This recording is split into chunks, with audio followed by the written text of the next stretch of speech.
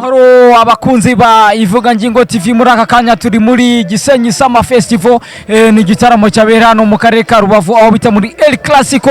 Muri aka kanya turi kumwe n'umuraperi uvuye ku rubyiniro, n'umuraperi ukomoka mu karere ka Musanze. Amahoro muvandimwe. Yeah, amahoro kaya. Yes, murakomeye. Ewa turashima Allah. Muri aka kanya harimo mvushima Allah, tazushima Allah uwariwe. Nitwa Meilo, umuraperi wanyu. Muraperi wacu kuva mu karere ka Musanze. Meilo, hano Rubavu wabonye ute? Rubavu nkuko mora mbivuga, Rubavu n'ahambere n'ahantu umwihariko wa mbere bafite, bakunda injyana ya hip hop kandi bagakunda abahanzi.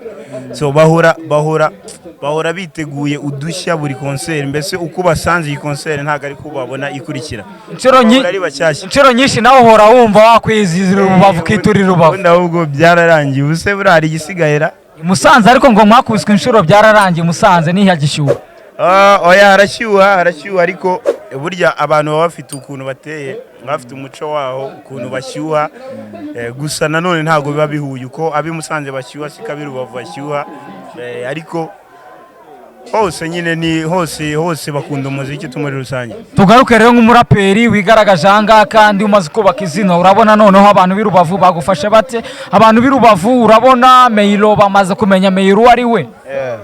I Rubavu nkiza byarantunguye kuko ntago niyumvishaga ko wenda naba mfite izina ringana gutya Rubavu, ariko byarantunguye nimva nifuje kugaruka. Naje noneho barongera barabishimangira, banyereka ko ndi umuhungu wabo kandi bakunda ibintu byanjye banabyumva. Indirimbo nyinshi bamaze kuzimenya, hari nizo bansabaga kuri stage bikantungura, ariko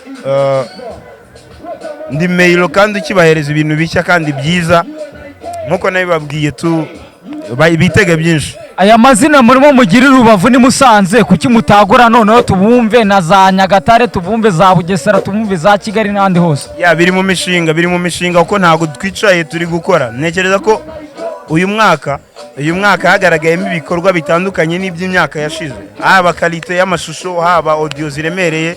So ntekereza ko ibyo wenda ari ibintu bizadufasha kugera hari ahantu. Ntago nzi neza impamvu wenda bidahita bigera kuri level twifuza, ariko harimo gukora cyane n'ubufatanye no kwegera abantu tuzabigeraho. Ntago byoroshye ariko tuzabikoresha. Ubutumwa rero kwitangazamakuru by'umwihariko ryo mu mujyi wa Kigali rigira uruhare runini mu gufasha abahanzi kugira bashashagirane.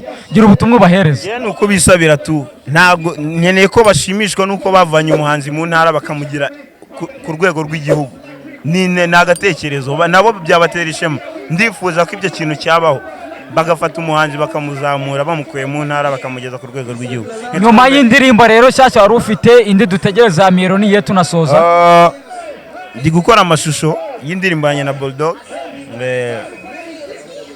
Ntekereza ko ariyo izaza igarura ikindi kintu kuri Meilo. Indi sura ya Meilo nshya izaza isasira ibindi bikorwa bishyashya bigiye kuza, kuko yari isa nk'ihari ariko itarasohoka. Ndashaka kubaza kuyigera official, bitewe nuko nagiye nganira n'abajyanama banjye dusanga nicyo kintu cy'ingenzi.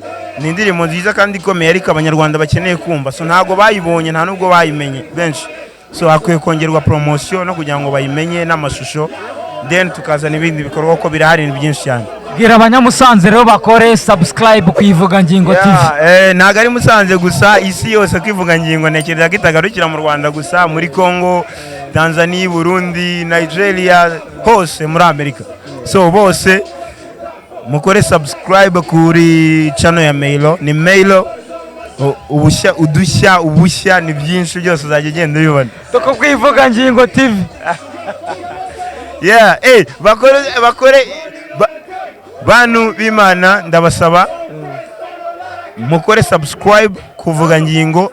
Ntimwibagirwe no gukanda kuri kazogera ka notification, mujye mubona buri kintu cyose Ivuga Ngingo ishizeho, bityo muzajya mujyana n'igihe. Urakoze cyane. Sawa, murakoze nawe.